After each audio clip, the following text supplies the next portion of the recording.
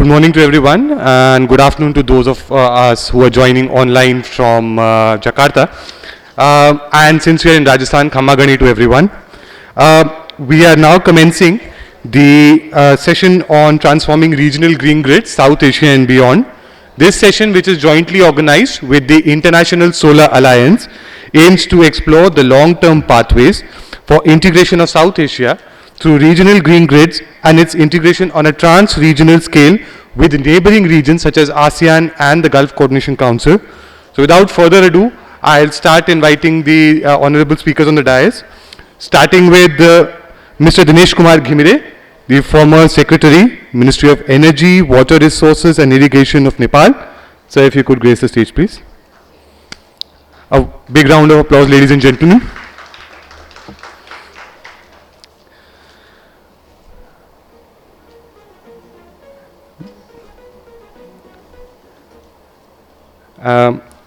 Mr. Ghimire is followed by Ms. Monali Zia Hazra, the Regional and Clean Energy Specialist at the Indo-Pacific Office of USAID India.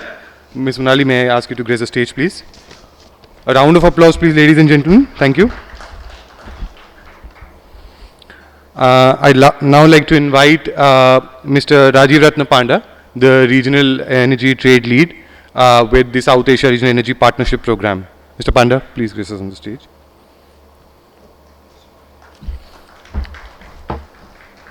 Next up in line is Mr. Ramesh Kumar Kurupat, the Chief of Unit, PPIC with the International Solar Alliance. Sir, if you could grace us on the stage, please.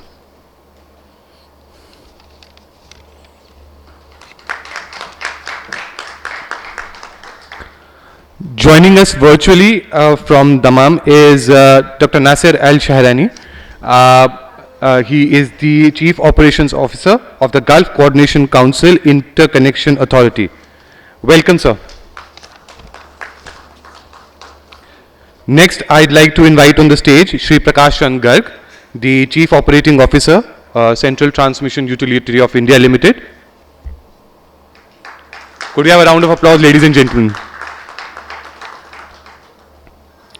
Next on stage, I would like to invite Mr. Bibek Chapagain, the Development Specialist RCM Nepal with the Millennium Challenge Corporation. Thank you, sir, for gracing us on the dais. Joining us virtually from Jakarta is Mr. Tung Fuong. He is the USAID SPP Senior Program Officer with the ASEAN Energy Center. Welcome, Mr. Fuong. Next, I'd like to invite on stage Shri R.K. Porwal, Director SO with Grid India Limited and the National Load Dispatch Center. Sir, welcome on the stage.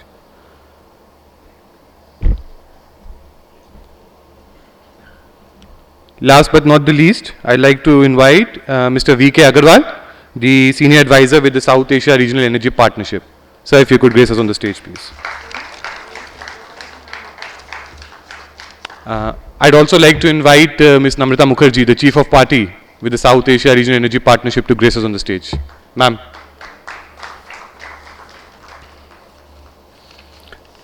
With this, I'll hand it over to Ms. Monali Zia Hazra, who will be moderating the session. Monali, the stage is yours. Thank you so much, Rohit. And we first begin with an opening remarks from the chair of the session, Mr. Dinesh Ghimire. Would you like to take it from there? Or, okay. So, as introduced earlier by Rohit, Mr. Ghimire is the former Secretary, Ministry of Energy, Power Resources and Irrigation from Nepal, Government of Nepal. So, I'll request you for your opening remarks, sir. Thank you, Monali. Respected moderator of the session, Madam Monali Zia Hazra, distinguished panelists, ladies and gentlemen, very good morning. First of all, I'd like to thank the organizers for inviting me and providing the opportunity to chair this important session. Sustainable clean energy transition is now a global agenda which is possible through developing and utilizing the diverse generation resources existing in a particular region in an optimal way.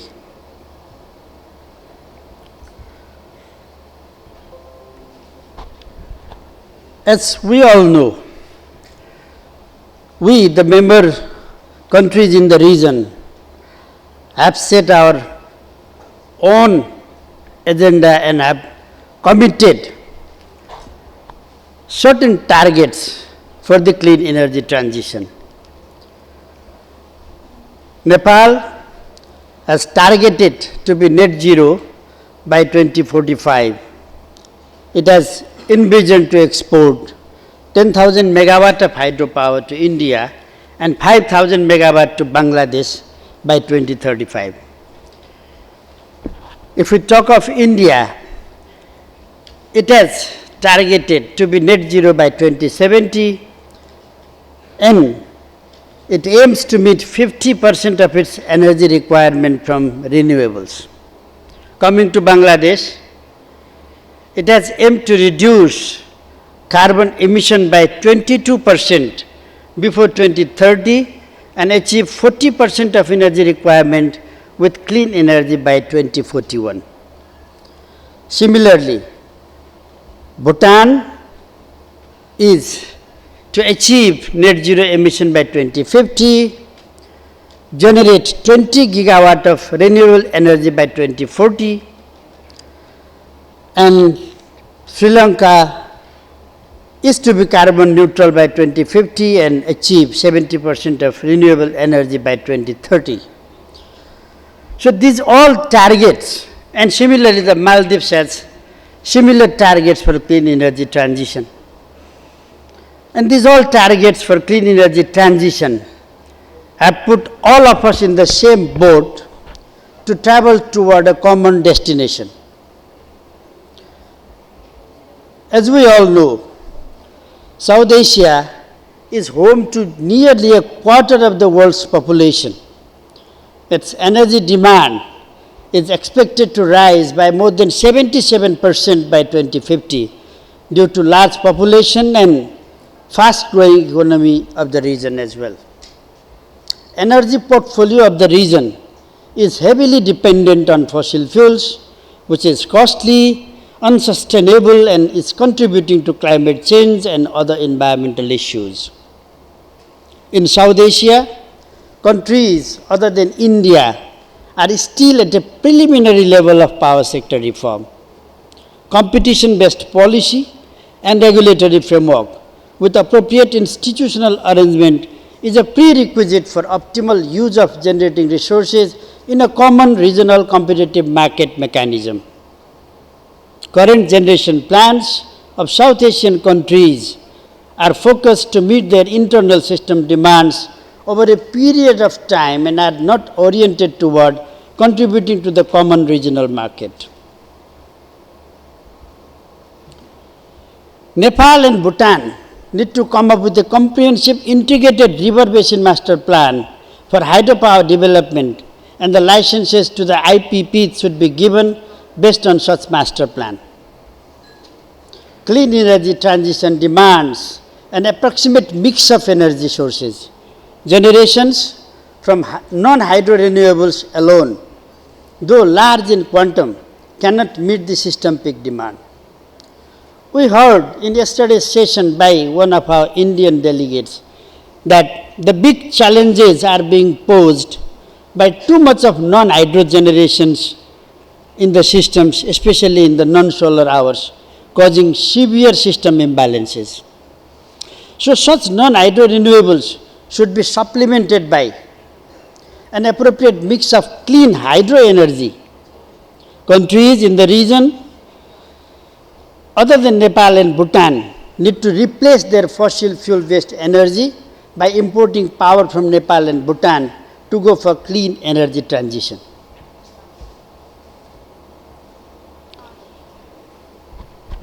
As countries rich in hydropower are expected to export their power across border to help achieve clean energy transition goal of neighboring countries as well. as well as cross-border export-import scenario needs to be inbuilt in their generation planning. For preparing a coordinated generation master plan, countries need to prepare their load forecasting together with export-import scenario. There should be a dedicated export body to prepare such load, export body to prepare such load forecasting and subsequent generation plans.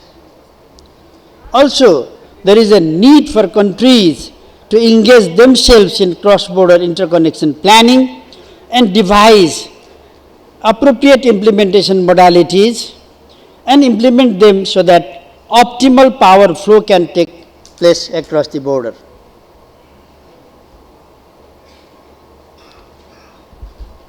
Ladies and gentlemen, given that there is enormous clean and green energy potential existing in the region, especially in Nepal and Bhutan, and there exists already a bilateral mode of power transaction between Nepal, India, India, Bhutan, India, Bangladesh, and we can move forward by building on what we have achieved till now. Still, there are several challenges we have to tackle with.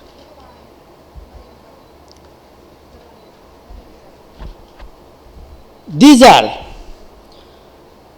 we have to translate the political will reflected in multilateral and bilateral agreements to operational frameworks in order to achieve cross-border electricity trade.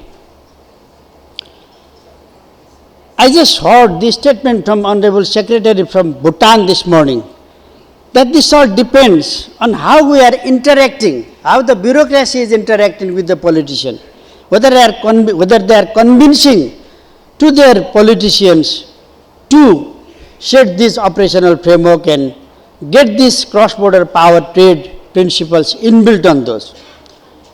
We have to continuously convince them so that we can frame up the necessary laws for cross-border power trade. Also, yesterday, one of the sessions yesterday, I heard an interesting thing that what is the difference between European market and the South Asian market in terms of cross-border trade. They are already, their cross-border trade is legitimate. It's there in the respective laws. They have to abide by the cross-border trade rules and regulations and norms. But here we are not doing so. In our individual regulations, in our individual laws, we have spelled out that we need to do the cross-border trading, but we haven't made the provision there. We have to follow these common cross-border principles applicable to all. So we have to somehow legitimize the cross-border trade in South Asian market also so that it gets implemented effectively. That way we have to align the individual cross-border power trade guidelines, rules, regulations with umbrella agreements in. We have also to remove barriers and weakening provisions in national policies, laws, guidelines and regulations that come across CBET. And the biggest issue for energy security and clean energy transition are funding and energy infrastructure building, especially the storage projects and the transmission lines, because the storage projects are very capital intensive and the power to be evacuated from those storage projects need to come to the border point for cross-border trading. So we have to have enough funding for those storage projects existing in the hydropower-rich countries and necessary infrastructures to evacuate those powers to the cross-border markets need to be funded. So that is the big issue we have to tackle with for achieving clean energy transition in the region. And also, the funding modalities of the infrastructures, we are debating for years how to fund these cross-border interconnection lines. So we have to devise a common framework, common modality that can be applicable to all the member states for building these cross-border infrastructure lines. We have set an example between Nepal and India for building this Butawal-Gorakhpur cross-border transmission line, which is a very win-win type of modality, and we should try to make this applicable to other cross-border lines between Nepal and India and also between the other countries. And finally, this is something that we cannot avoid, but we should not stop advocating this. If we want to have a seamless power trade with the principle of free market economy, it should not be hindered by the political, geopolitical interest of the countries. We should do away with this to get this cross-border trade materialized in a seamless manner. And finally, since our ultimate goal is to enter into the clean energy transition, which needs lot of financing, like I said, this requires big storage hydropower project be built up in the in Nepal and Bhutan, for example, maybe in other parts of the region also. But they are very capital intensive, so we must devise a certain criteria for clean energy transition financing.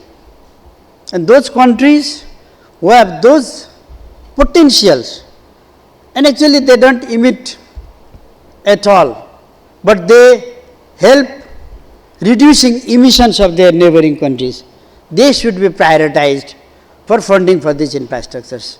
Such kind of financing criteria need to be built and implemented so that such kind of hydro potential existing in the region could be tapped and then used for clean energy transition and reducing the emission reduction of the member states. So, these are the basic parameters, basic criteria we should be very careful of while going for cross-border power trade and clean energy transition, and I hope this discussion will deliberate around this core principle of cross-border trade, and we are going to hear from our learned panelists about this all these issues, and maybe we will have some takeaways, some solutions out of those discussions. With this, I stop and thank you very much.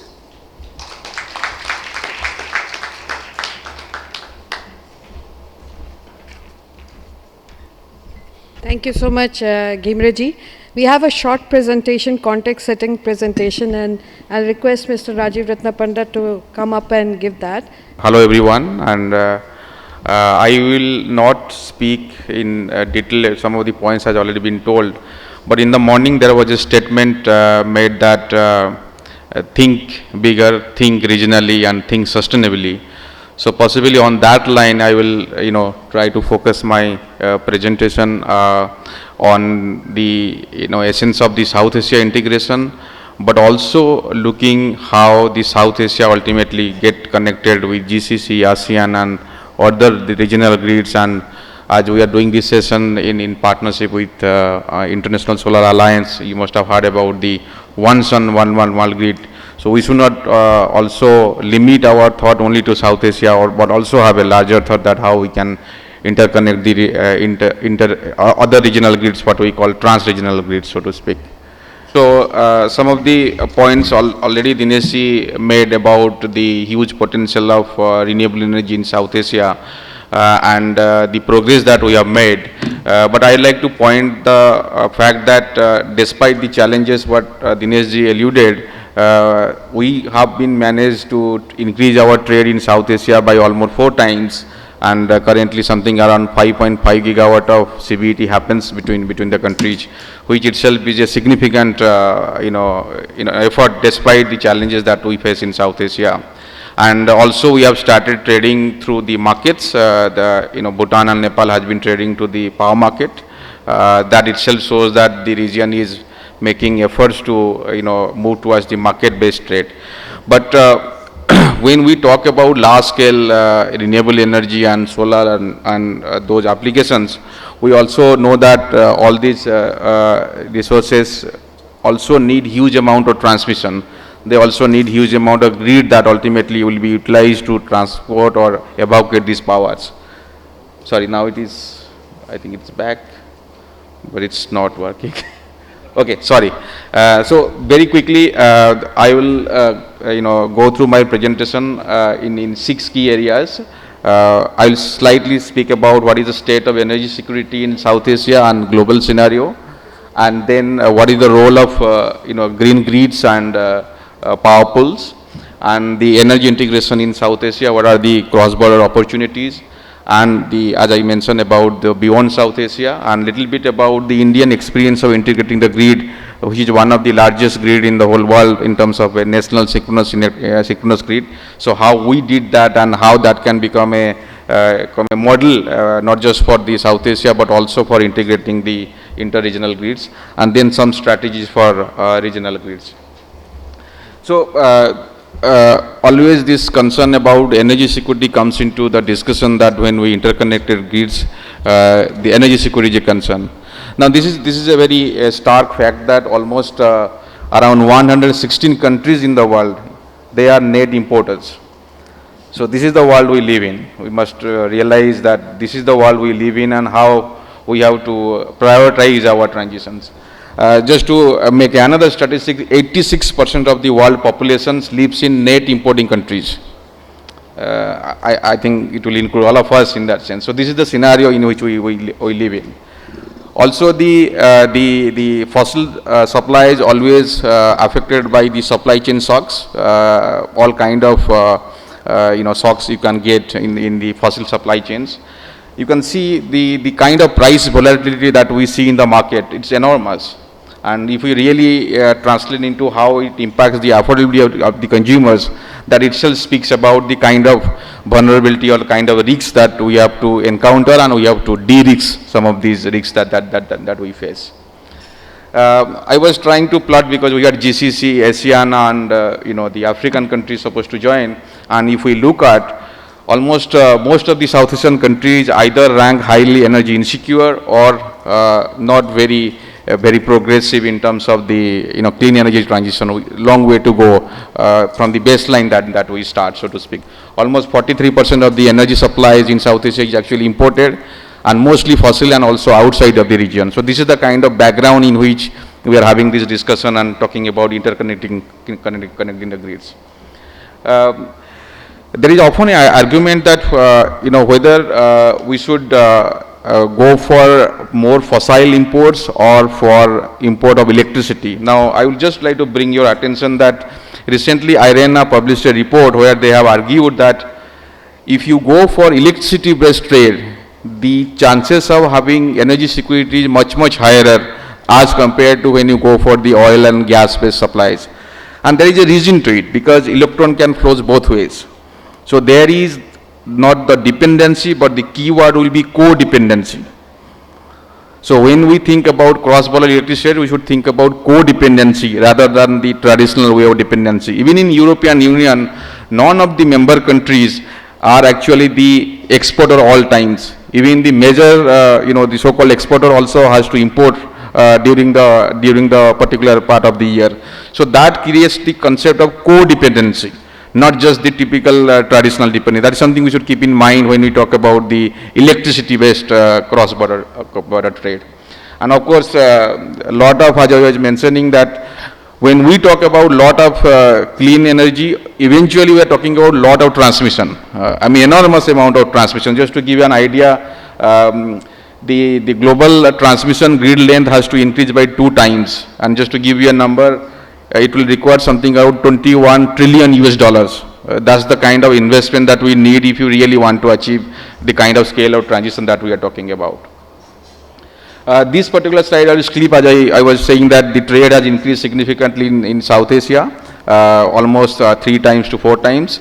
And of course, there is a huge scope as we see about the European Union and other regional power pools. So there is a lot of scope that we can achieve. As I was mentioning, the peak demand is going to significantly increase in South Asia almost by 3 times. And we do have hydropower potential in the region, but unfortunately, around 20% of this potential has been developed. So clearly, we have not been able to develop as much as we should to tap the opportunities. In terms of the grid interconnections, currently, BBI countries has been interconnected, but if we see the trade or the plans that we see, the capacity could increase by 8 times by 2040, something it can reach around 43 gigawatts by 2040.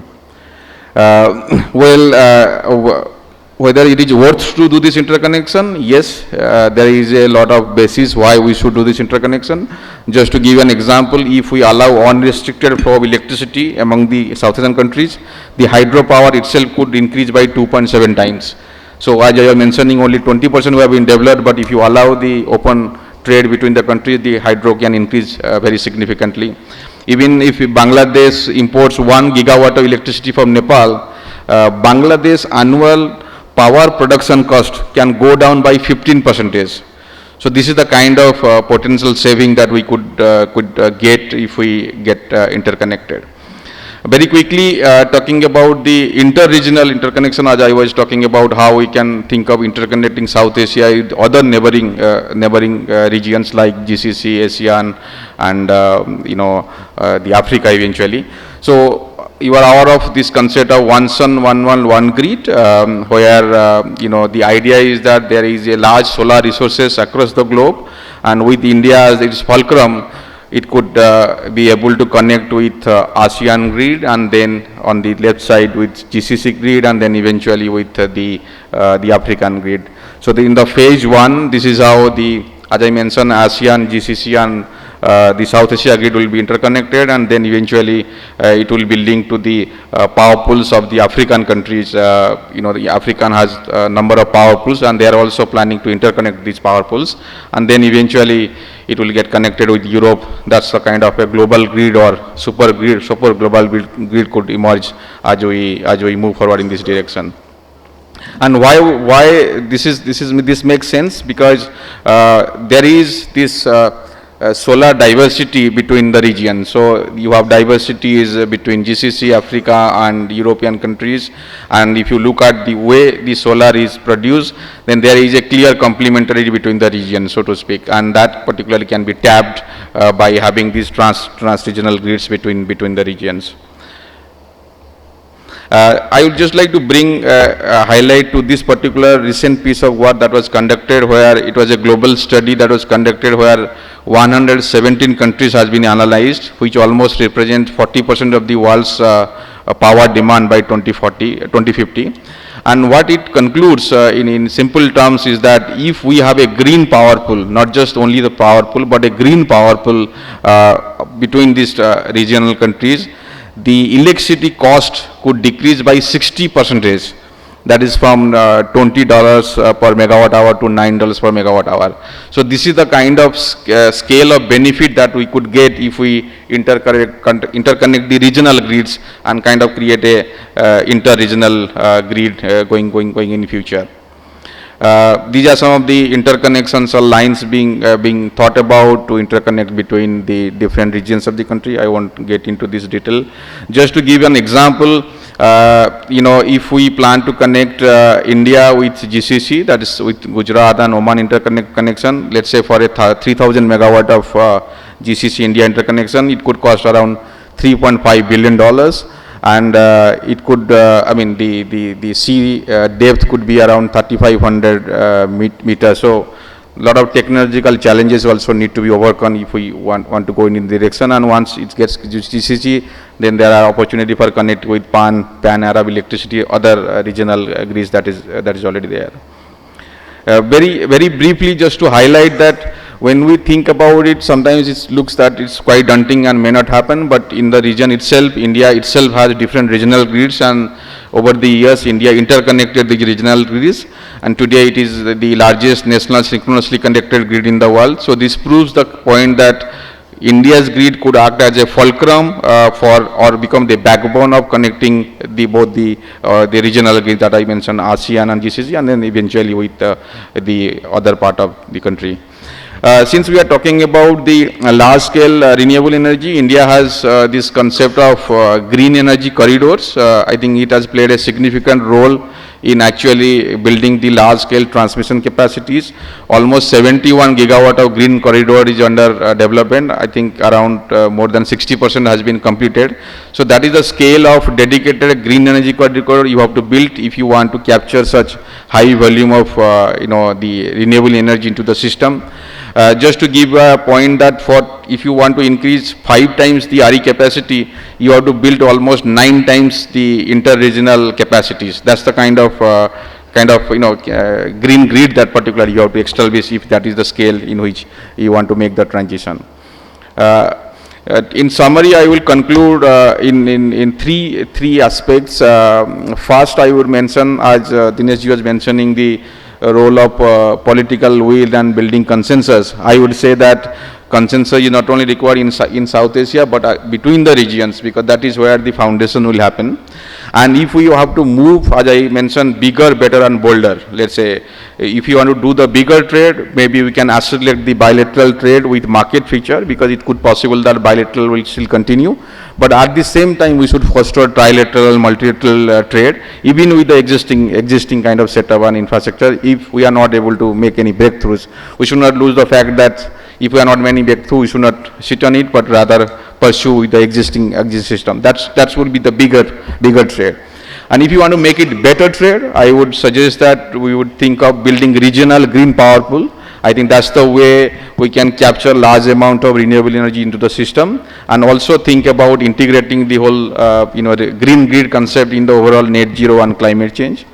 And the last, I will say that if you want to talk about the bolder, and if we manage the consensus and big that bolder thing, then why not talk about international treaties on inter-regional grid interconnection, possibly maybe at some time under the OSOG or somewhere this particular thing could happen. And also, as Dinesh ji was mentioning, large-scale funding will be required. So why don't we think of creating a regional funding facility which will actually keep on financing some of these transmission that we are talking about. And I would say that no transmission, there is no transition. So we have to have transmission if we want to have transition. And I will end with these two quotes. Change is inevitable, but transformation is the choice. Change will always happen, but if we put our acts together, possibly we can do that transformation. And it always seems impossible until it is done, as said by Nelson Mandela. Thank you very much for your kind attention. Thank you so much. Thank you so much, Rajiv. So we have a great panel members, and excellent panel members, both in person as well as virtually. If we can have the virtual, panel members on the screen, even as we proceed further. So, sir, because we are running a bit late, I would request if everybody could, we have 2 rounds of questions, but we'll first try to get through for the first round. And we have around 7 questions per panel members. We'd also like to keep some 5 minutes or so for the audience question.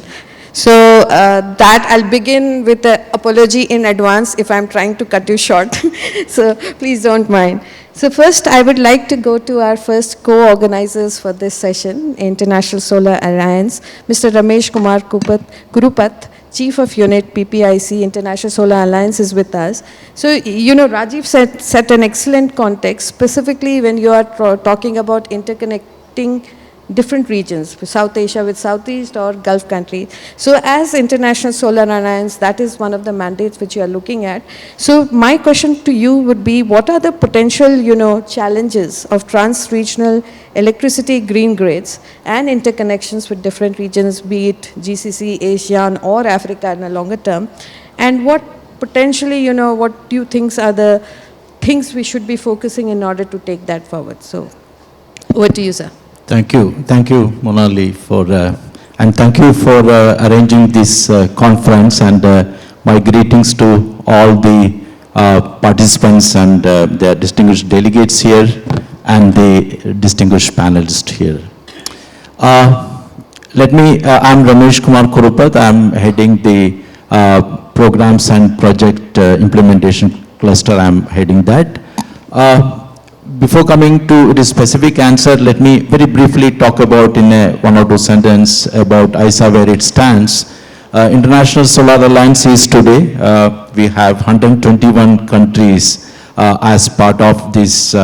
This is an intergovernmental organization, and this is created by India along with France and launched in 2015. We are continuously expanding our membership and then reaching 121, and we are very proud today. The very mandate of ISA is to scale up solar on all kind of forms of solar, and of course its derivatives along with the other renewables. This is our mandate, and in fact today we are supporting almost 43 countries across regions, and supporting in implementation of projects, capacity building, and doing analytics in the global scenario. Now let me come to one sun, one world, one grid, and there is, thank you for my friend from USAID to give that presentation. And you know, this is a very noble concept, and what a concept pushed by the Honorable Prime Minister of India, and to his vision to have a, he considered the entire globe as a single community, and that emanates from there that we can interconnect all the regions and benefit out of it by sharing the renewable sources, and thereby making the entire globe a sustainable planet to for this generation as well as for the future generation. So what a concept he has pushed. And the other thing he consider, you know, the sun has been in the center stage of India, and as all we realize that the entire energy is, in fact, the originator of entire energy is the sun, and every form of energy is some or other way connected with the sun. So, and which is available to all the countries, and why don't we share it on a real-time basis? So when sun sets in maybe in Southeast Asia, and where it's shining in South Asia, and so you can give the power to that region, and similarity for the other regions as well. So as the sun never sets and it's always available in some part of the globe, and why don't we utilize that to create that energy and share with the where it's at dark. So this is the very big concept which he has pushed forward.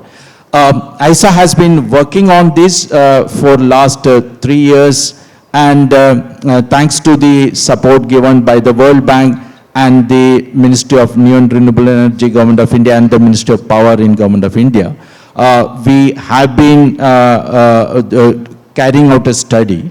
And very important fact of this is that we are looking at interconnection from Southeast Asia to South Asia, South Asia to the GCC countries or the Pan-Arabia, and then to connect to the Africa. This is the idea, and the studies, so far we have completed all the kind of analytics of the data, and we are in the process of simulating the techno-economic studies of that, because that will play a very critical role in implementing that. So that phase will come. Now coming to the very specific question to Manali, it's very, it's a exciting concept, but at the same time it has a lot of challenges, and of course we need to collectively look at the challenges, how we can overcome that. First of all, maybe the technical challenges in terms of every regional grid. So it's not creating a network, it is actually connecting the regional networks, connecting the networks, that's the concept. So every region and every network has different set of maybe operating in a, technically it operates in different conditions. So this is the first challenge which need to be addressed by creating this, connecting the networks. So that's number one. Secondly, every region has its own, I would say, in terms of policy and regulations, because this may be different. And Mr. Dinesh was also talking about maybe, or in the morning we also talked about maybe in the European market, which is already developed, we may not be in the same platform in the region. So that's another bigger challenge, or I would say, which needs a careful consideration in terms of bringing a synergy in terms of policies and regulations. That's the second one, I would say. Third one, of course, is the political aspects of that, which requires extensive discussions and bringing a consensus among all these regions so that we address that issue. And fourth one, I would also say, I was just discussing with Honorable Secretary Power, Government of India, when we wanted to say, we have the connections which is already happening, or we have already in existence between India and Nepal, India and Bhutan, India and Sri Lanka, and in some radial connection with even with the Myanmar, and we are also actively considering connecting with the Sri Lanka, which will happen.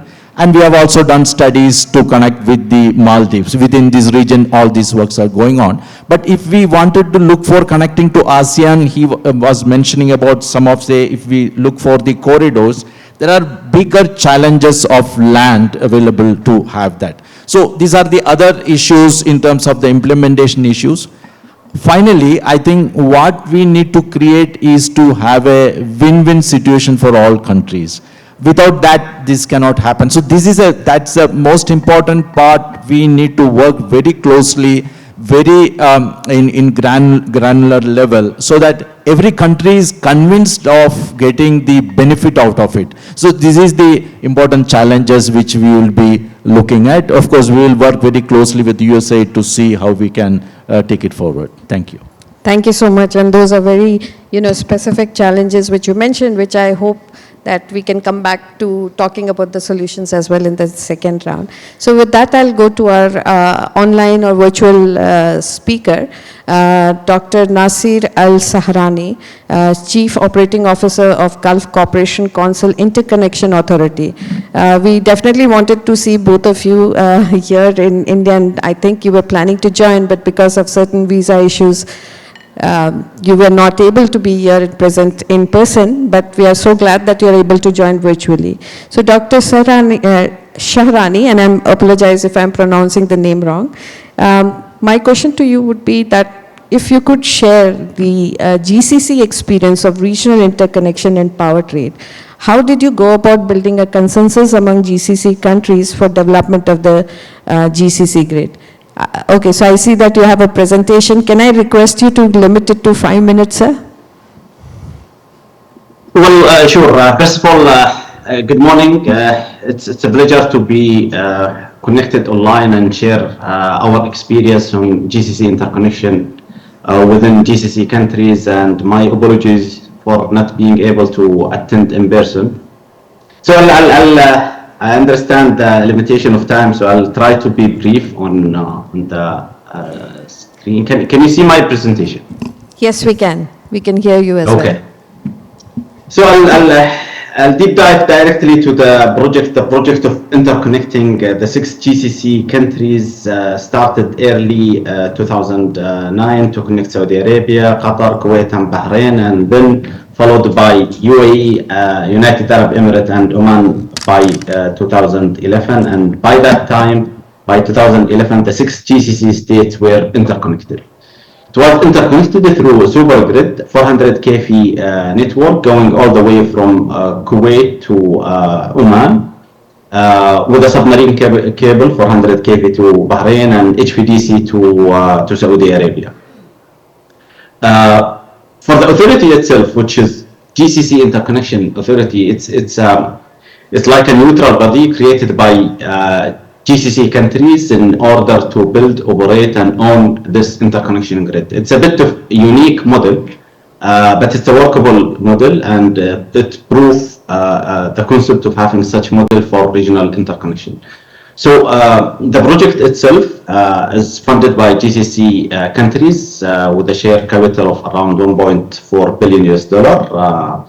We have board of directors, 2 from each member state, and it's rotating among the 6 GCC states. Just to give you an idea of the whole region, in 2014 we have recorded a big demand of around 145 with an installed capacity of around 152 gigawatt.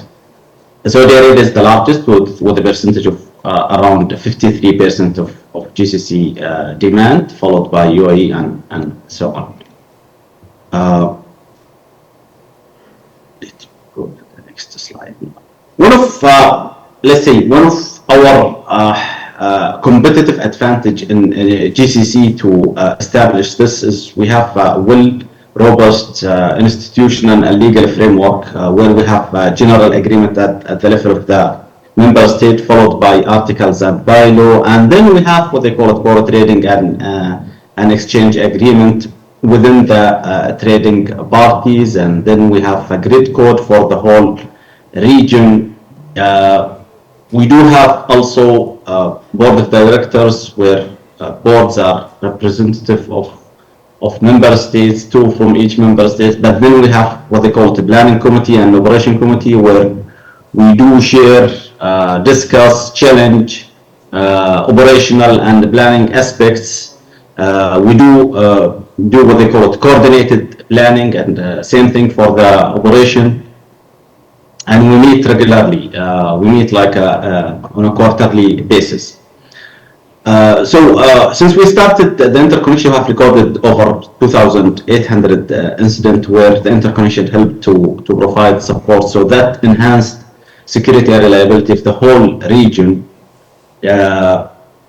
which helped also member state to avoid any partial or total blackout since we started the interconnection. So by this, the main purpose of the interconnection is met. However, when it comes to the power trading, we faced lots of challenges at the early stage of the interconnection.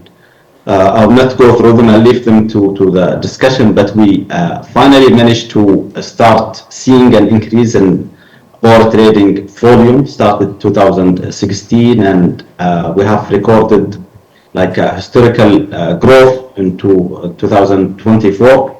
And we'll come across that in the panel discussion. Now, when it comes to the project payback, this slide shows the cumulative project cost and also the economic saving that member states are enjoying out of this interconnection. And it's very clear that now the benefits is almost double the cost by 2022.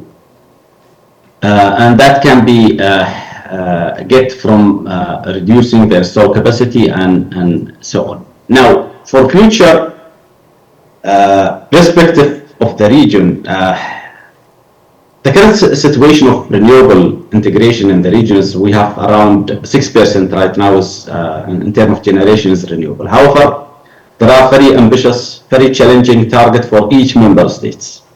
As you can see, there are targets by, for example, Saudi Arabia have a target to have 50% of their generation from renewable by 2030, which is 6 years from. Very, very challenging.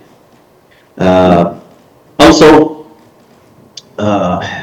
one of the main drivers for GCIA to expand internally within GCC countries and beyond is that, let's say, implication of having such renewable. There are lots of intermittency that you cannot, our member state cannot handle without having more interconnection, without having more capacity to accommodate such interconnection or such intermittency in the generation. Also, we have a very high growth in the region. In 2024, we have recorded over 10% in some of the member states in terms of growth, which is exponentially high. Now, in terms of expansion, we are doubling the capacity. We are building another parallel circuit all the way to all member states in order to increase the capacity. We are also increasing or expanding the grid beyond GCC countries. We are going to commission soon by end of this year, early next year, interconnection to south of Iraq. So that will be considered the first interconnection outside GCC region. And in terms of region, again, by 2025, we'll have the Saudi-Egypt interconnection up and running by 2025. This is 3 gigawatt. It can be increased to 5 gigawatt at later stage. Also, there are also ongoing project to Iraq, between Saudi Arabia to Iraq, that is in parallel to what we are doing in GCC to Iraq. So Iraq will have 2 interconnection. And also there are some studies in order to connect the region to Europe. There are some studies also to connect GCC region to South Asian countries, as highlighted by the previous presentation. So with this slide, which is more of visionary slide, which shows like one world, one grid, I conclude this short presentation. Looking forward to the discussion during the panel discussion. Thank you so much, Dr. Shahrani. That was an excellent presentation, keeping the time constraint in mind. So with that, let me go to Mr. Prakash Chandra Garg, Chief Operating Officer, CTU, a Central Transmission Utility of India Limited. So, sir, we heard about, India, going in a very deliberate and planned manner in developing these green energy corridors. So, wanted to hear from you, what went into the planning of India's national grid, and what has been the experience of developing the GEC, a green energy corridor, and how can this play a role in an interconnected OSOWA grid or sub-regional grid, sir? Over to you. Thank you.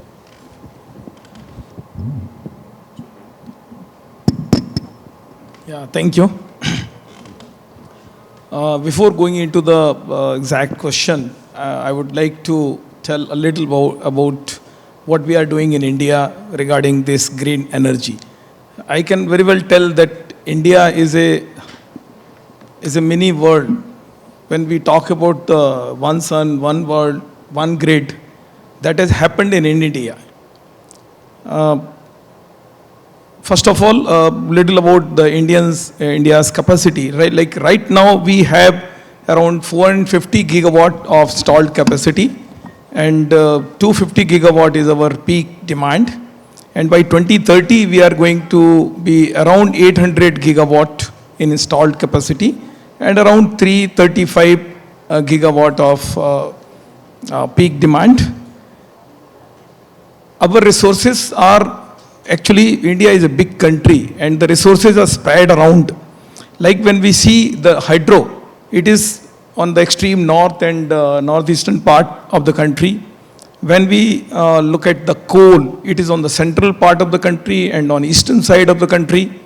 When we look at the renewable energy, like solar and wind, it is predominantly on western side and southern side of the country.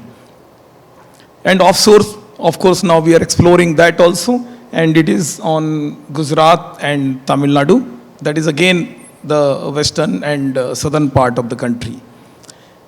Now, in order to reap the advantage of these varied resources, India's its own interconnection was very much needed.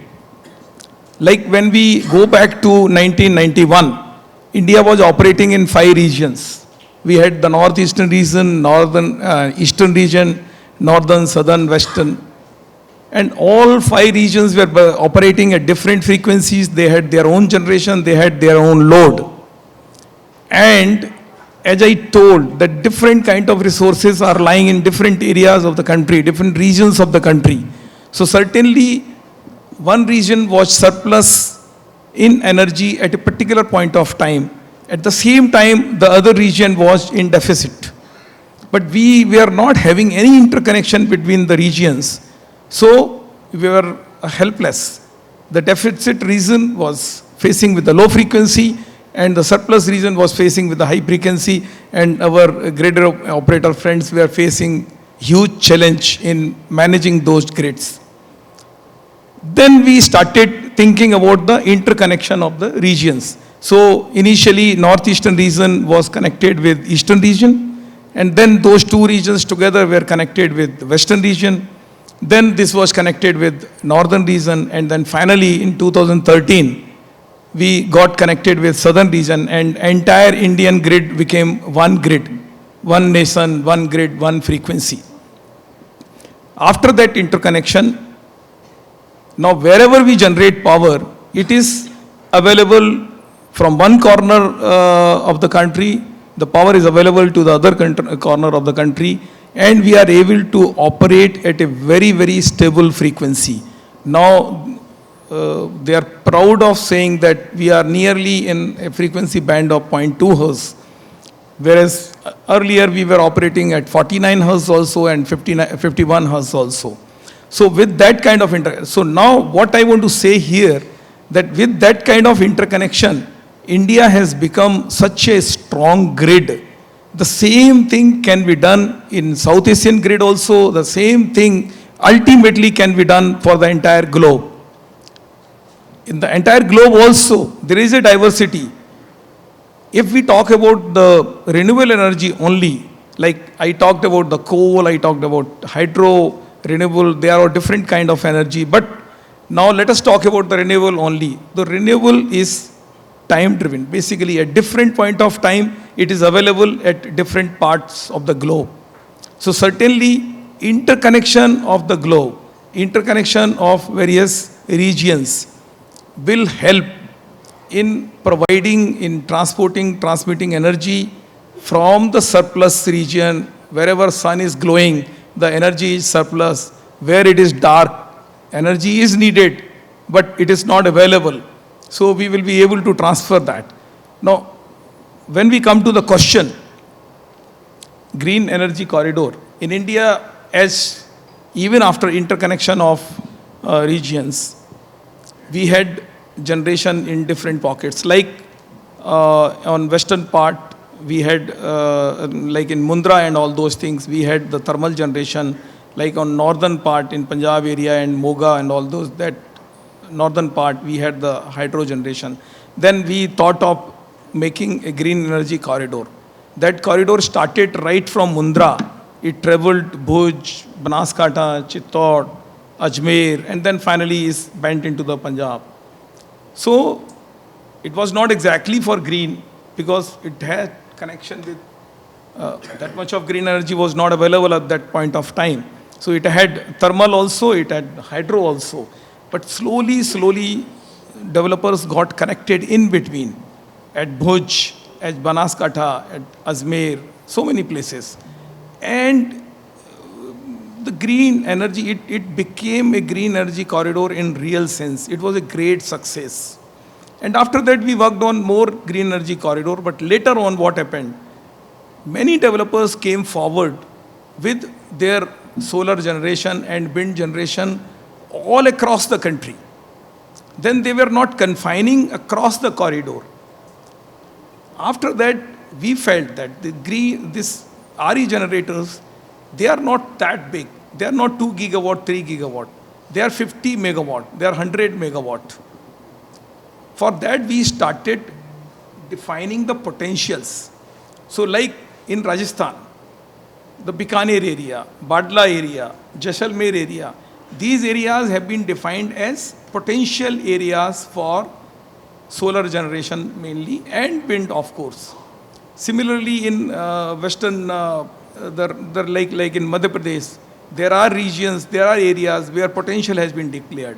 When we go to the southern part of the country, like in Tamil Nadu, Karnataka, Andhra Pradesh, different potential zones have been defined. And we started building the transmission system for those potential areas. That is not named exactly as green energy corridor, but they were mainly meant for the green energy. Then transmission system was built up and it was connected with the main grid. And various developers started putting up their renewable generation plants in these potential areas. And those developers were as low as 50 megawatt and as big as 3 gigawatt. So all those kind of generators were pooled from those potential areas, and through those dedicated green energy corridor, we can say, or the lines taking power from the potential area to the main grid, they helped us in bringing the power to the main grid, and then it went to the consumers. So that way, the green energy corridor has helped us in integrating the green energy into the grid, and now certainly the requirement is going much beyond. We have interconnection with our neighboring countries, like we have connection with Nepal, Bhutan, Bangladesh. Now we are going to connect with Sri Lanka. The talks are going on for connection with Singapore.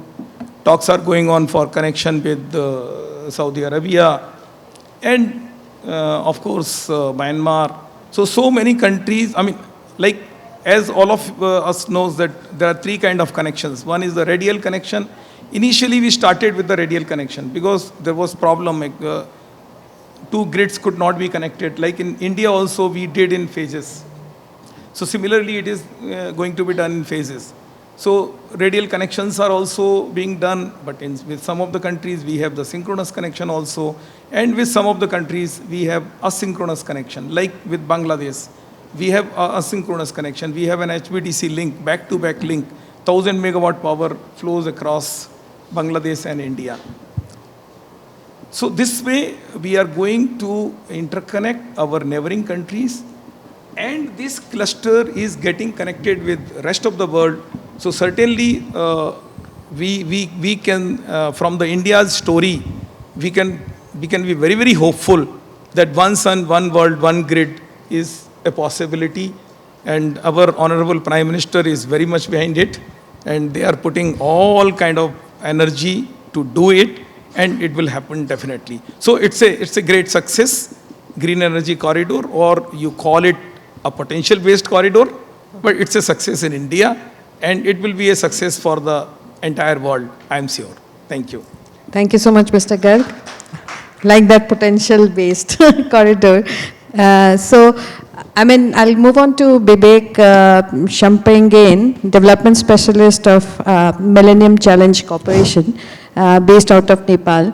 And MCC is also working on developing the transmission corridor within Nepal as well as one regional interconnections. So wanted to also hear your experiences or MCC's experience in supporting the development of transmission network for clean energy development in Nepal. You already heard the experience of the Indian experience, so over to you.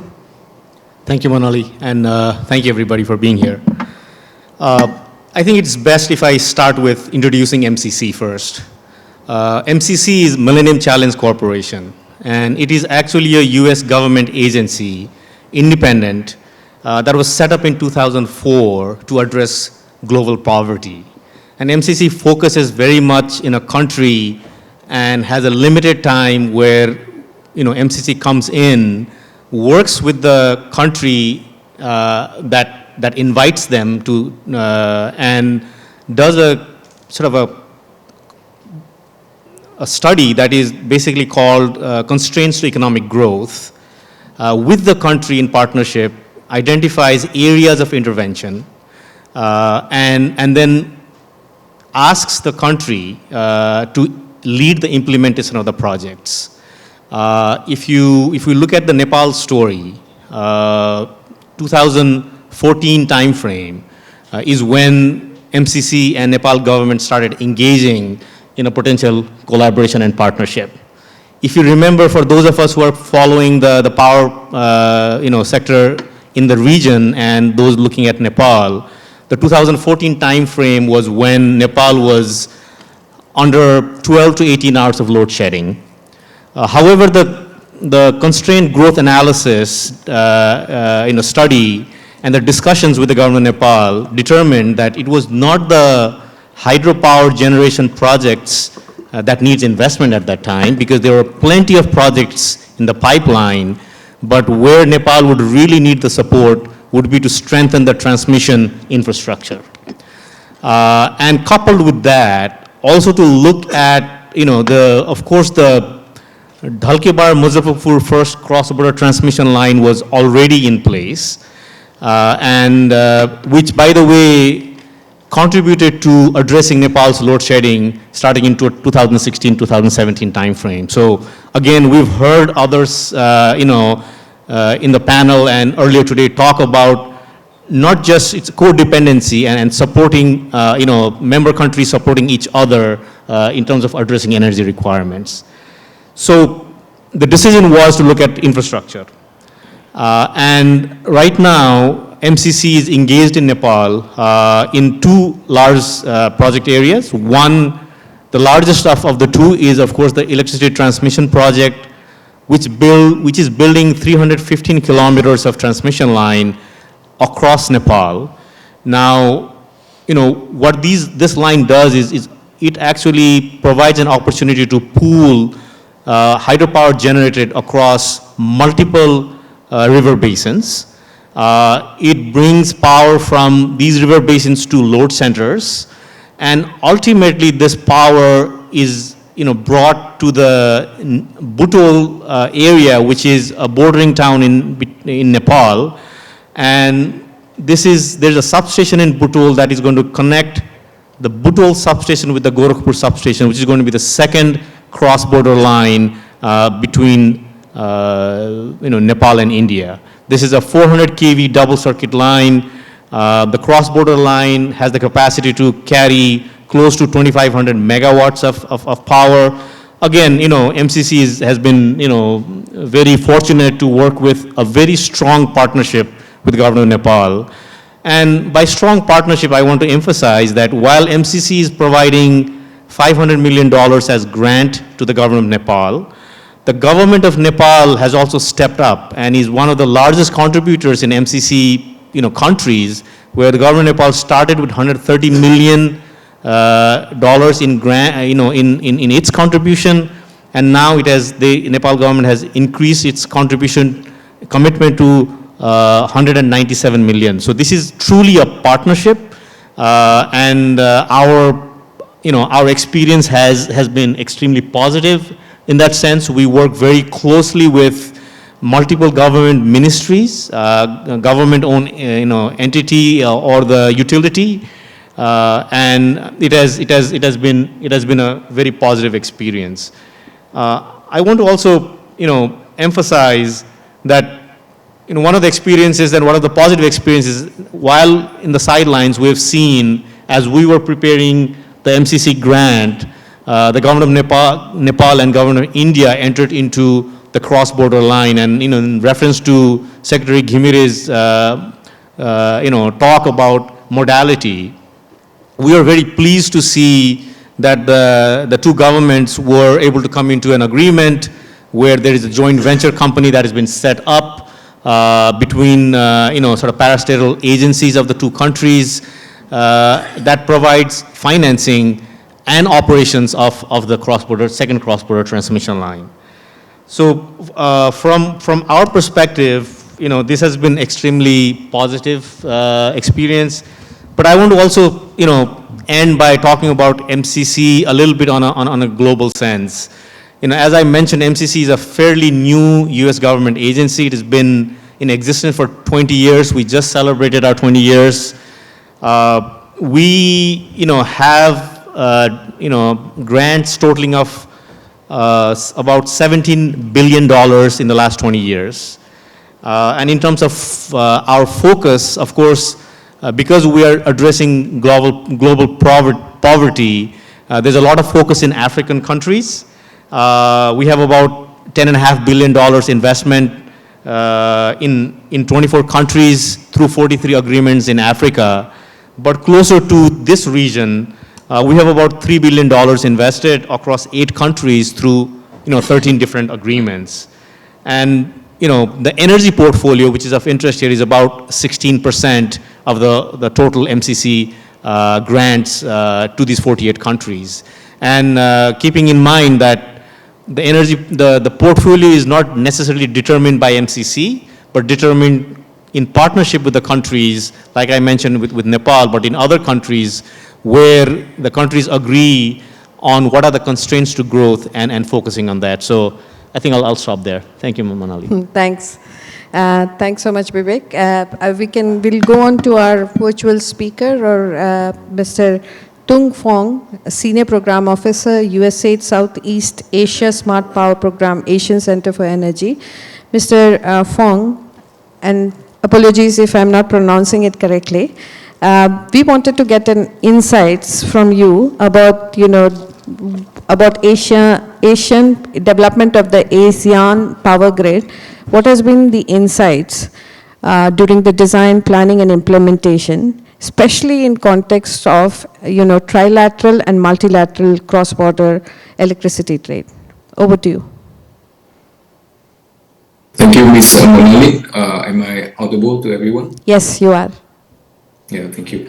Firstly, good afternoon to our distinguished guest, our esteemed panelists, Ms. Monali as a moderator, ladies and gentlemen. My name is Tung, Senior Officer for the USAID SPP program. Firstly, on behalf of my Acting Executive Director, Benny Suradi, I would like to extend the gratitude to the USSRF, as well as the International Solar Alliance, the event organizer, to extend the invitation to ASEAN Center for Energy to share some of our experience on the topic. Before going into the question, perhaps I would like to share a brief introduction about ASEAN Center for Energy, so that perhaps everyone would also have a little bit of context behind. For us, ASEAN Center for Energy, we are intergovernment organization, and we are representing the benefit of the 10 ASEAN member states. One of our core function is to design what we call the ASEAN Plan of Action for Energy Cooperation, or we call it in short the APAC. The APAC here, it's the blueprint of all of our energy cooperation in order to promote the integration, the connectivity among all of the ASEAN member states. Inside the program, inside the blueprint APAC, we have 7 different programs related to energy, and one of that is what we call the ASEAN Power Grid, the APG. Now, as the name referred, the APG program is the particular program that focusing on the regional multilateral electricity trading, also to upgrade the grid to the sense of building up the resilience as well as modernization. Also going with the growing need of renewable energy integration. So for us, ACE, we're working very closely with one of our very critical partner in the region, the head of ASEAN Power Utilities Authorities, or what we call as HAPUA. This is the power utilities of all of the 10 ASEAN member states, the one that actually running the grid day in, day out. Those are the background behind. Then, before going into the perhaps one story of the multilateral interconnection that we have in the region, I would like to share as well that we do have in the region the master plan study. We call it the ASEAN Interconnection Master Plan Study. This is a kind of feasibility study to identify the viability of the electricity trading in the region. So what we do is we kind of identified in the regional map the potential cross-border interconnection projects, and keeping in mind those projects would help us to improve the resilience of the grid, to build up the modernization features, And also, at the end of the day, we want to provide the affordable, accessible, sustainable power to the population in ASEAN country. In the latest version of the master plan study that I mentioned, we actually identify around 62 potential solar and wind sites in the region in order to tap on the enormous potential of the solar energy as well as the wind power energy.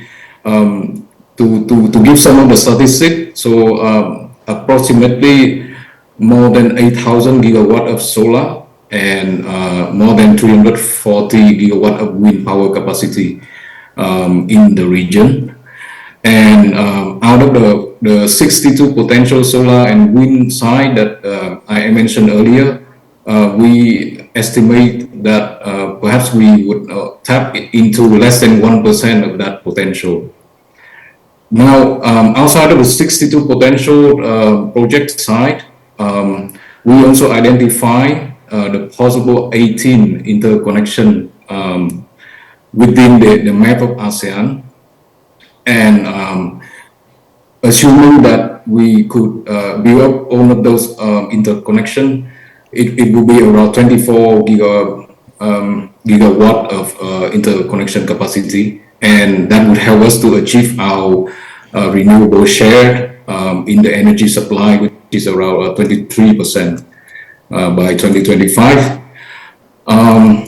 One of the potential economic benefit, if we are able to achieve only a little bit of our potential over here, is at least the saving of around close to 26 billion USD of the fuel consumption. So I talk about the APEC, I talk about the master plan study behind. Now perhaps I will elaborate a little bit in one of the example, the operating example, which is what we call the LTMS, which is a short for the name of the country involved in that interconnection: Laos, PDR, Thailand, Malaysia, and Singapore. So it all started with the bilateral interconnection. So since the year 1968, we already have the interconnection between Thailand and Laos, and then Thailand and Malaysia. And then after that, there was a need for the countries to expand that interconnection. So from bilateral, now the network expanded into trilateral, where we have Laos, Thailand, and Malaysia all connected together under the LTM at that particular point. The trading capacity from Laos to Malaysia, which is around 100 megawatt, and that capacity was triple to 300 megawatt by the year 2021. With the growing demand of the economic hub as well as the technology hub in Singapore, there was also a need now to transfer the power from Laos all the way to Singapore. So previously we have 3 countries. Now Singapore is now added into this network. So now we have LTMS, Laos, Thailand, Malaysia, and Singapore into the network. Also starting with the capacity of trading around 100 megawatt.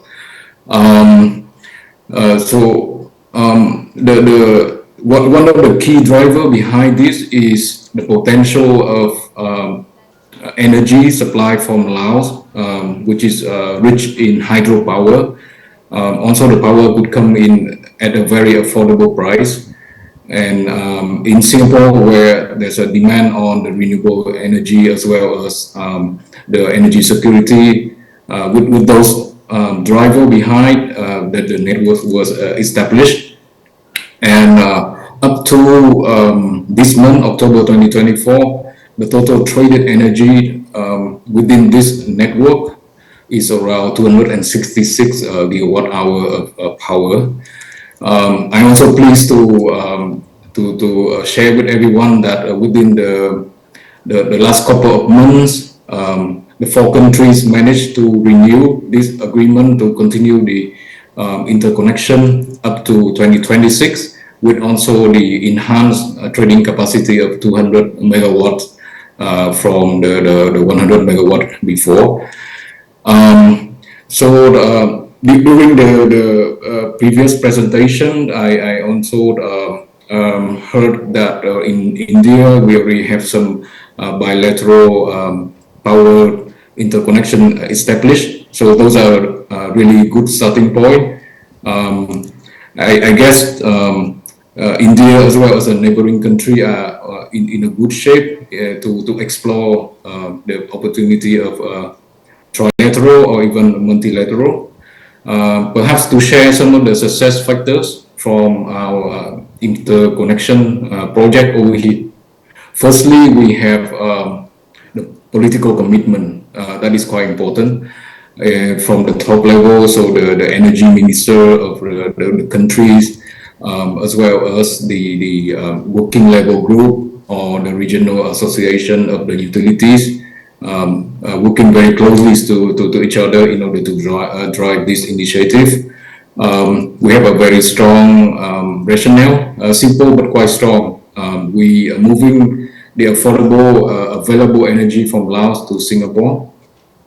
And then, of course, the countries are quite open for collaboration, given that there are a lot of challenges. On some of the challenges, some of the point was already highlighted by some of the previous speaker, like for example, technical side, where we have the grid code Mr. Tong, harmonization. could I request you to wrap up in a few seconds now? Sorry. Sure. Yeah, so technical challenges as well as the financial challenges are some of the things that we also need to keep in mind in order to really drive this initiative. Yeah, that's it from my side. Thank you. Thank you so much, and we'll try to come back, but we are running a bit short on time. I'll go to our next speaker, Mr. Rajiv Kumar Porwal, Director, System Operation Grid India. So, Mr. Porwal, the role of system operator becomes so critical when you are talking about interconnecting grids. So, what do you think are the key ingredients and requisite for ensuring a safe, secure, and reliable operation of an interconnected electricity grids, including what frameworks do you think would be required? Over to you. Yeah, thank you very much, and thank you for this opportunity for sharing the system operations side view. It is definitely important. Everybody has said that interconnections are important, so they are definitely important, and they give a lot of benefits for the sharing all the resources in the entire region or entire, say, globe. So they are extremely important to interconnect different areas. But alongside, as we have integrated the country in one grid, we have also done a lot of other things from the technical side, from the policy side, from the commercial sides, in order to have these things system running smoothly. So these are some of the few important factors which will be important, which we have done and which are important. Some of these are that resource adequacy has to be done in all time frame, whether it is longer time duration, shorter time duration, and very near to the operation of the system. So this is extremely important if we want to remain all the time reliable. Second thing is that we need to have a, transfer capability assessment in all the time frame. This has to be done so that we are clear about that how much power we can transfer reliably from one part to another part. This is another significant area where we have done a lot of work, and we are quite clear that this is required. Then there are defense plans, say some interconnection trips, then what need to be done, how we can survive during those crisis times. Each of the say interconnection participant has to understand that this is always a possibility. So how during those time, what are the defense plans, what are the frequency control mechanism, what are the say load control mechanism, what are the voltage control mechanism available in the system, and we must be sharing those things, that this is what is available and how we will be able to do during those periods. Modeling and simulation has become extremely important in coming future. If we do not do these simulation studies, we are bound to go into some or other problem during some or other crisis time. As more and more inverter-based resources comes, this has become more and more further important. And second thing is that, say, for the system operation to run smoothly, scheduling and dispatch is extremely important. With scheduling and dispatch, as we increase our footprint, there is a likelihood of there are somewhere congestion will start cropping up, because cheaper plant will be scheduled and costlier plant will be back down in entire interconnect. Therefore, there would be possibility that there are, say, congestion happening at some or other point. So we first establish those congestions. These are likely congestion point, and increase our transfer capability, increase our transmission capacity during those areas beforehand. And during the system operation phase also, we have proper mechanism to control this, to have control over these transactions, to have control over these flows, power flows, so that we can make again our interconnect reliable.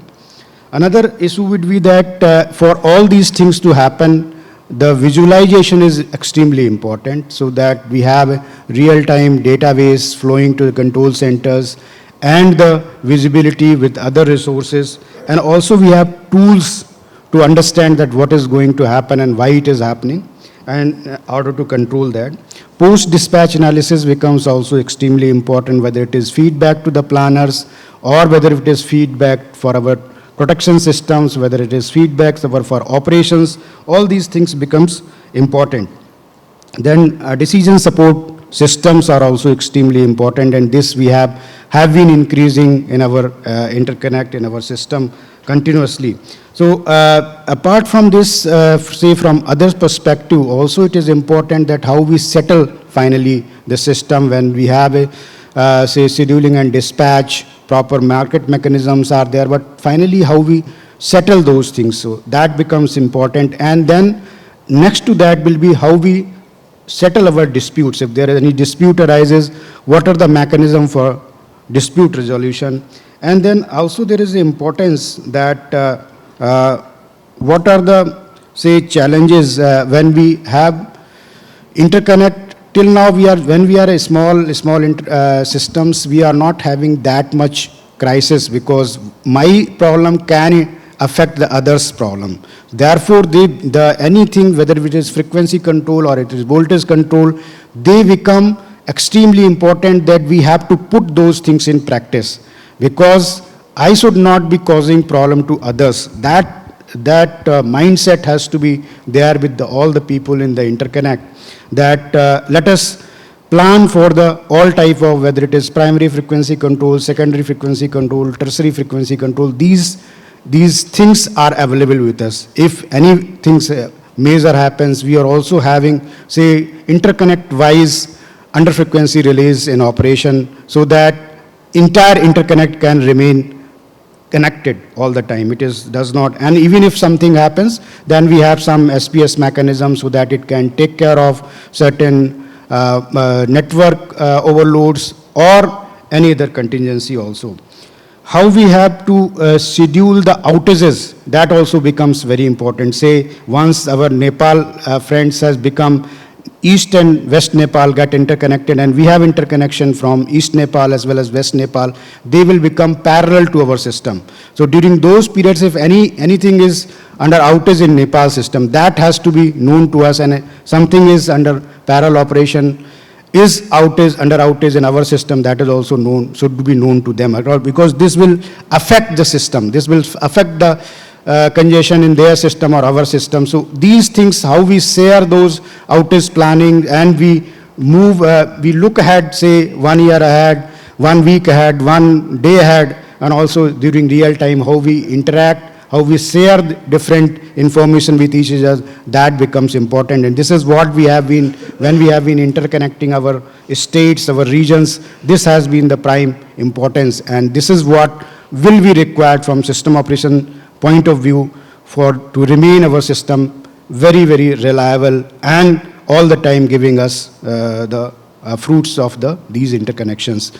Another important factors, though it is not in this area of discussion, but regarding this IBR. So once we start integrating a lot of IVRs, we will have issue of system strength, we will have issue of, say, system inertia.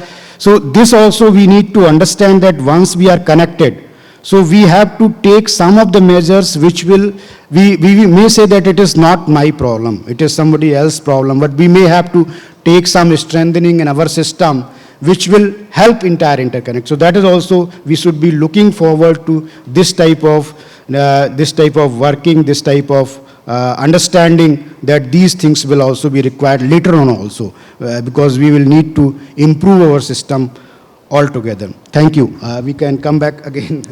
Thank you so much, Porwalji, highlighting the importance of so many things, modeling, visualization, and also system inertia, which was highlighted by Mr. Manu Srivastav also in the morning. With that, let me go to our last panelist, Mr. V.K. Agarwal, Senior Advisor, SACEF. And Agarwalji, I'll ask you to talk about the role of regional institutions and mechanism in ensuring a robust, integrated, and resilient network. Over to you. Okay, thank you, Monali. Basically, when we talk of the role of regional institutions, two words specifically come to my mind. In fact, since in the morning, the speakers who have talked about this thing is, there are two specific points are there. When we want to bring the cross-border connections, inter-regional connections and all those things, 2 points are conviction and political will. Lot of things have been talked about the political will. In fact, Mr. Ghimre also, he talked about that this political will, etc. should be there. Political will goes in its own manner, basically. Maybe it goes by the political system. And talking about the political system, perhaps we cannot talk much about that. But the first part, that is the conviction.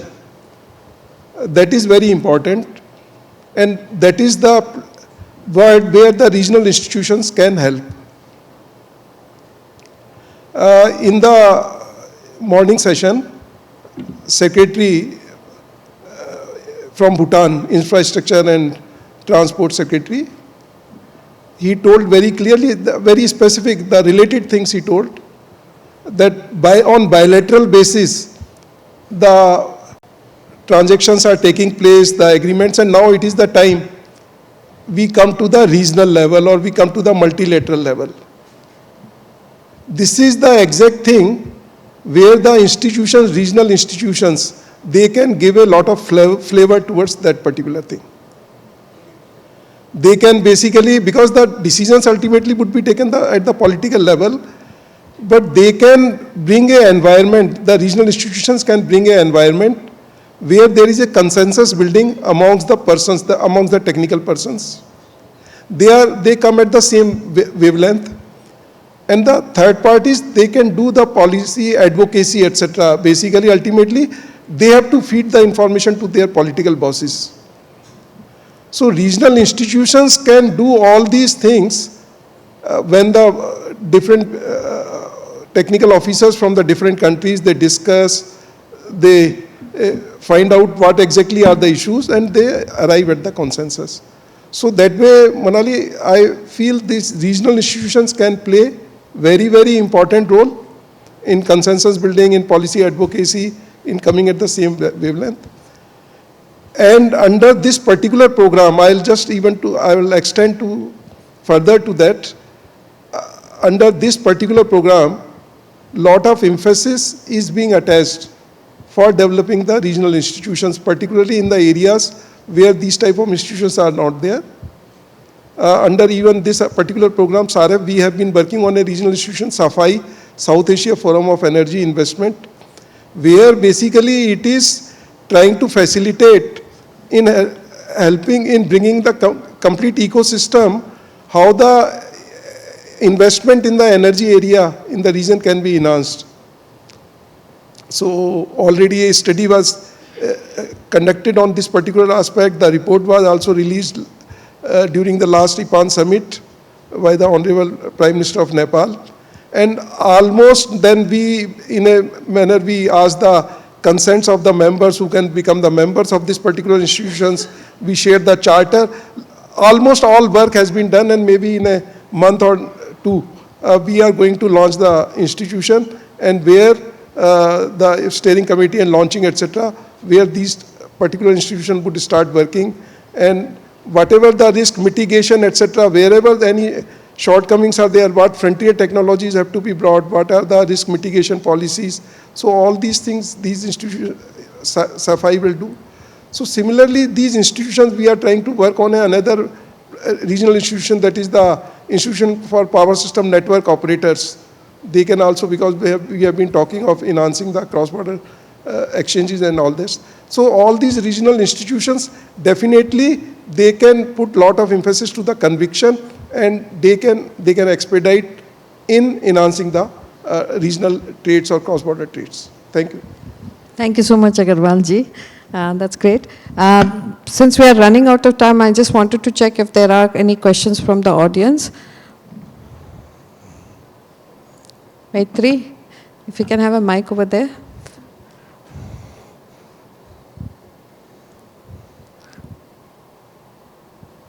Thank you so much, distinguished speakers. It was really insightful. So I have one question to Rajiv sir. Based on the presentation that you had shared, so we know about interdependency within the South Asia region, but you spoke about codependency. So I would just request if you can just shed some light on that, whether it is the same as interdependency, or is there any difference between codependency and interdependency? Yeah. So I was speaking in the context of when you import fossil fuels. So what happens in the fossil fuel imports? It's one way, whereas in case of electricity, it could happen in both ways. Like as I was explaining, even in the European Union in the year 2023, one would expect that Norway will be a dominant exporter in the market, but that was not the case. Norway was an exporter, but at the same time it is also an importer. So the fear of export dominance that scares countries when they discuss about the energy security in the largest countries of the security, that kind of goes away, and that is what the concept of codependency, and it's a fundamental difference the way we think about energy security, because energy security always consider in the context of the traditional dependency, that one is totally dependent on the other, therefore he is totally energy insecure. Whereas if you are codependent and the concept of codependency is there, then the chances of being energy insecure is relatively much lesser as compared to the traditional concept of the dependency. I hope that makes it clear. Thank you, Rajiv. Any other questions? If not, we'll move to the closure since we are running quite a late.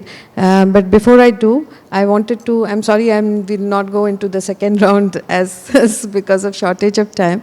But I just wanted to see if Dinesh ji, if you have any closing comments before I pass it on to Namrata for the concluding and vote of thanks. Thank you very much. We went through a very exciting deliberations and discussions, and our learned panelists put their views from the perspective of how best we can implement cross-border energy trade. And then also it was raised that we should be, from engineering point of view also, we should be very much practical to consider all the technicalities so that the system of each member states cannot be disturbed while implementing those systems. So let's make our firm commitment that we should include the very important views put here in our respective countries' policy documents and implementation framework, so that it will be fruitful to use this concept into our systems. Thank you very much. Thank you so much, Dinesh ji, and please join me in giving a round of applause to our excellent panelist members. and also the people who joined us virtually, both from GCC and Asia's Energy Center. Thank you so much. And with that, let me hand it over to Namrata for the concluding remarks. Thank you so much, Monali. And wow, I think this topic is such 90 minutes is not really adequate to cover. But it'll be incomplete to complete this session without really thanking key people. We had an awesome panel with some eminent speakers and experts. And I'd just like to start by thanking our partner, the International Solar Alliance, being represented by Mr. Ramesh Kumar Kurupat here and Mr. Pankaj Khurana, for co-organizing this session today with USAID. I would like to extend a heartfelt gratitude to Mr. Dinesh Kumar Ghimre, Ex-Secretary, Ministry of Energy, Water Resources and Irrigation, Government of Nepal, for your insightful remarks, sir. Thank you so much. I'd like to thank all our panelists for today's session, those present in person and virtually. Thank you so much, Mr. Ramesh Kurupat, once again from ISA. Mr. Prakash Chandra Garg from CTU, thank you so much, sir. Bibek Chapagayan from MCC, thank you, Bibek, for joining us today from Nepal. Mr. Rajiv Kumar Porwal from Grid India, thank you so much, Mr. Porwal. Mr. Agarwal from USAID SAREP, thank you so much, Agarwal, sir. Virtually, Dr. Nasser Al-Shahrani from GCCIA and Fung Tang from ASEAN Energy Center. Your experiences were truly insightful today for us in the panel and for the audience. I would like to extend heartfelt gratitude to our moderator, Ms. Monali Zia Hazra from USAID India, and all our colleagues from USAID. I would like to finally thank my colleague, Mr. Rajiv Panda from SAREP, who has always enlightened panels like this with his, amazing presentations. Thank you, Rajiv, for doing that, and the entire SAREP team. Finally, thank you, distinguished delegates, for your patience and your participation in today's session. We will now break for lunch, but before that, I'll hand it to Rohit for his final housekeeping announcements. Thank you so much, everyone.